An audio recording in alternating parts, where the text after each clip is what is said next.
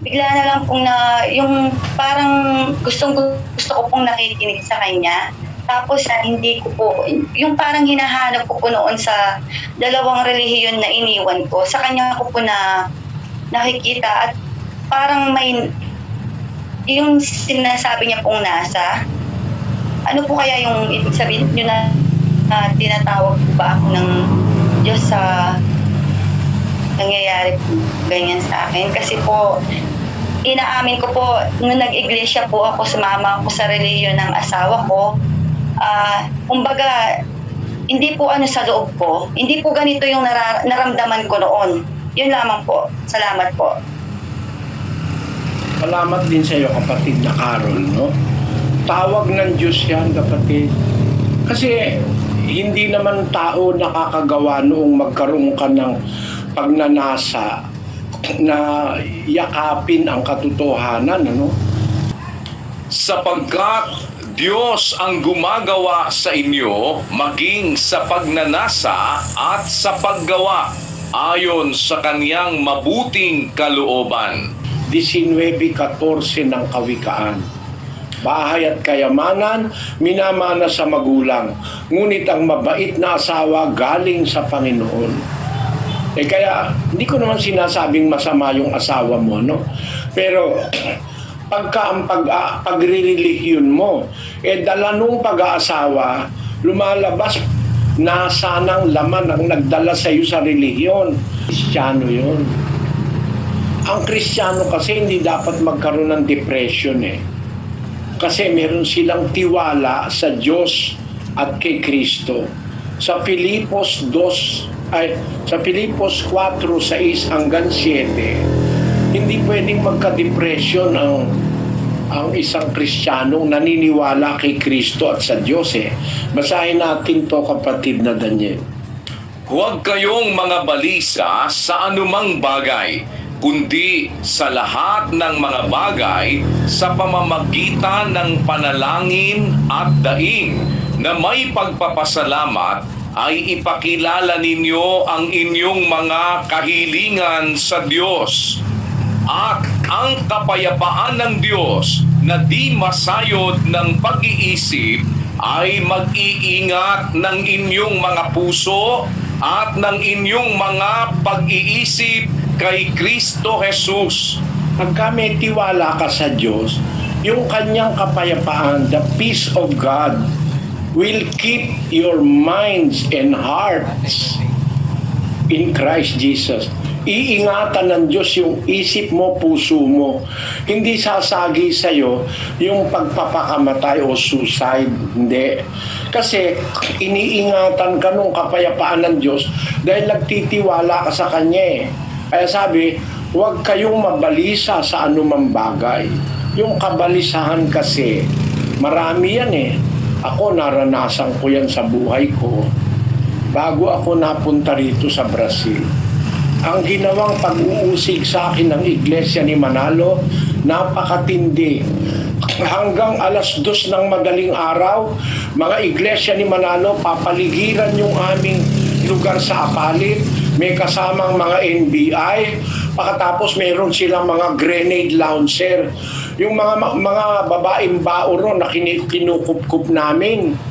At saka yung mga nandoong nakatira, naliligalig sila. At yung mga kapatid na nagmamalasakit sa akin, pupuntahan ako dun sa aking kwarto, nakapaligid sila sa akin, baka ikaw makapasok sila, damputin ka, kapatid na Eli, sabi nila sa akin. Ayan nung 2002, 3:19 ng madaling araw, pumunta yung mga NBI kasama yung ministro ni Manalo at mahigit na 500 miyembro nila, ikot ng ikot doon sa aming compound, nakaligalig. Minsan, pumasok naman, kasama pa yung mayor sa Apalit, pinagsisira yung aming mga kwarto, mga padlock, pinaggigiba yung mga naghahanap siguro ng ebidensya para kami ay makasuhan. Pagkatapos, kinasuhan ako ng Iglesia ni Manalo ng merong halos 20 mga kaso. Nung mga panahon na yon, kapatid, parang meron akong anxiety, parang meron akong, hindi ko alam nararamdaman ko. Kasi sabi ng aking abogado, si attorney, dating Solicitor General, si attorney Frank Chavez, Eli, mag-iingat ka, sabi ni Frank Chavez. Mag-iingat ka, meron ako ikang mga intelligence report na gusto kanilang makuha. Kaya kung ano-anong mga kaso ang ipinapa. Biro mo, ang kaso libel lang, libel lang. Ang sasalakay na NBI may grenade launcher. Libel lang ang kaso. Hindi naman masyadong malaki ang piyansa nun. Nagpiyansa lang ako ng 2,000 mahigit ang pumupunta sa compound namin parang tinatakot kami. Kung hindi ka nagtitiwala sa Diyos, magkakaroon ka ng anxiety. Doon mga panahon na yon, mga 2002, 2003, 2004, hanggang noong sinabi na sa akin ni Attorney Frank Chavez, umalis ka na muna sa bansa, sabi niya. Tapos kausap ko yung 2 kaibigan niya na judge na nag-a-analyze nung kaso. Alis ka na muna, Mr. Soriano, sabi nung isang judge. Lumabas ka na muna, magpaalam ka sa korte. Nagpaalam naman ako. Umalis muna ako ng Pilipinas. Punta ako sa Hong Kong, punta ako sa Singapore, punta ako sa Macau, punta kung saan-saan para makapangaral ako. Ayoko naman kasi na hindi ako nangangaral hanggang nakarating na kami ng Brazil.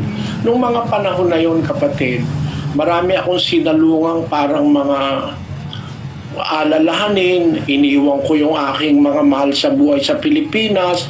Nakarating ako sa isang bansa na hindi ko naman alam ang wika, na parang pagka nandoon ka sa immigration, para kang isinasalang sa matinding tawag doon, interrogation.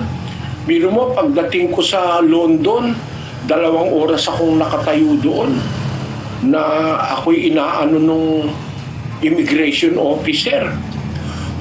Bakit daw ako pupunta sa London? Bakit daw hindi ako sa hotel tutuloy? May pera raw ba ako? Yun, mga ganon. Parang humiliation. Noong mga panahon na yun, ang bigat-bigat ng loob ko, kapatid. Pero ang sabi ng Panginoon, sa sanlibutan, merong kayong kapighatian, sabi niya. Laksan niyo ang loob. Aking dinaig ang sanlibutan, sabi ng Panginoong Jesus. Salamat sa Diyos na lagpasan ko lahat yung panggigipit ng Iglesia ni Manalo at pati ng gobyerno ng Pilipinas. Kasabwat nila ang gobyerno noon. Pati sa MTRCB, ayaw akong palabasin sa telebisyon. Ang programa ko pinipigil. Sumasagot lang naman ako sa kung ano-anong paratang at atake sa akin. Pag sumagot ako, ilalibel na ako. Papatigilin ang programa ko. Malakas kasi sila sa gobyerno noon. Pati yung sa MTRCB, malakas sila dun sa anong pangalan ng babae na yon? Sila Guardia. Malakas sila, biro mo.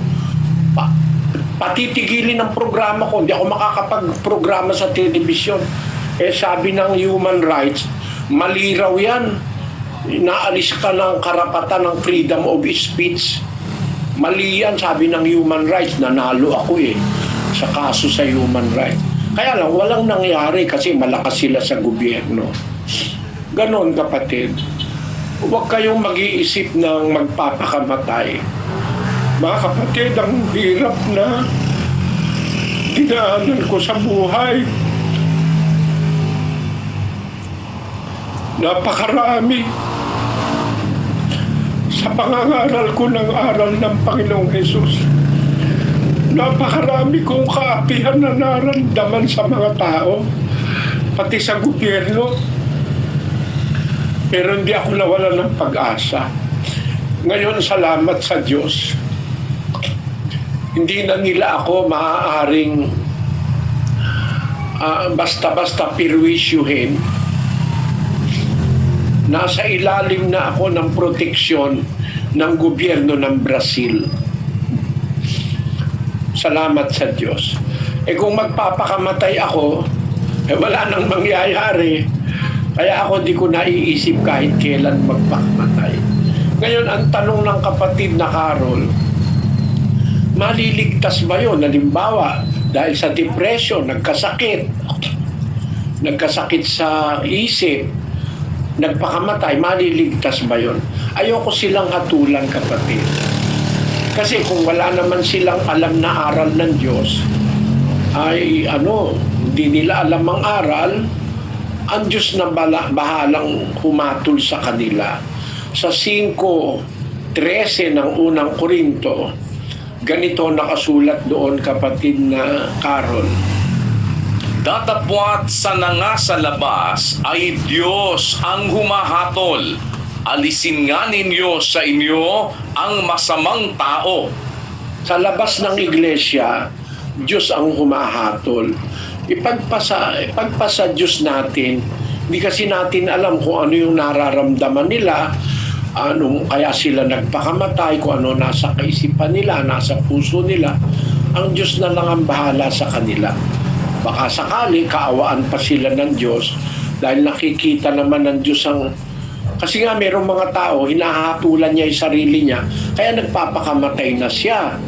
Pero may babasahin ako sa Yunsitas, kapatid na Carol, doon sa unang Juan 3:20, pakinggan mo itong mabuti.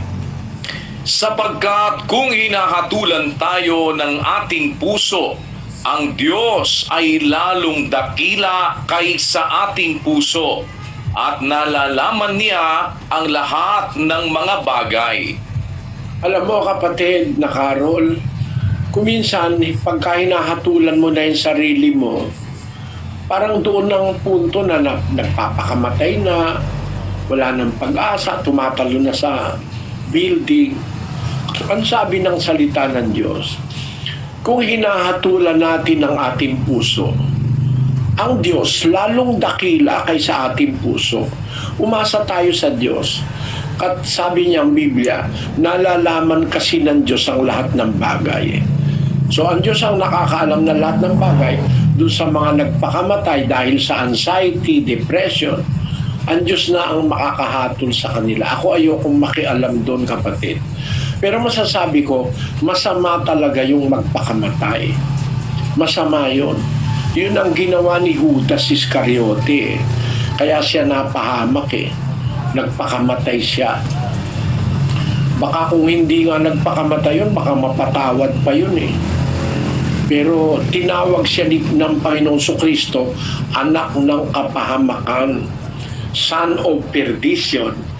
Dahil nga hindi nagpakamatay siya Naisip ko nga, baka yun kung hindi nagpakamatay, maligtas pa yun maging dapat pa Bakit? Si Pedro rin naman, di ba?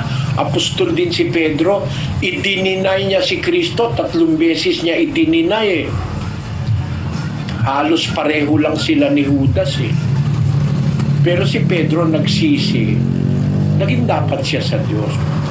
Si Judas, ba't hindi naging dapat? Nagpakamatay kasi Kaya yung mga nagtatangka magpakamatay, wag. Matitiis nyo yan. May sakit pa ako, may asthma ako mula sa pagkabata. Mula sa pagkapanganak ko, may asthma na ako Awa ng Diyos, natitiis ko, mga kapatid, mga kababayan. Iba yung mayroong kang inaasahang Diyos sa buhay, hindi kanya papabayaan. Pag nagipit ka na, sasaklolo siya. Pag inaapi ka ng masyado, sasaklolo siya. Salamat sa Diyos. Sana naintindihan mo yung sagot ko sa iyo, kapatid na Carol. Maraming salamat po, Brother Eli. Actually po, pati po yung asawa ko, hindi na po siya ano sa INC. Mas gusto na niya po dito sa programa yung nakikinig. Matagal na po kami hindi sumasama sa INC. At aalis na rin po kami doon. Balak po namin umanid sa Salamat. Iglesia ng Diyos. Salamat sa Diyos, kapatid na Carol. Po. Isasama ko kayo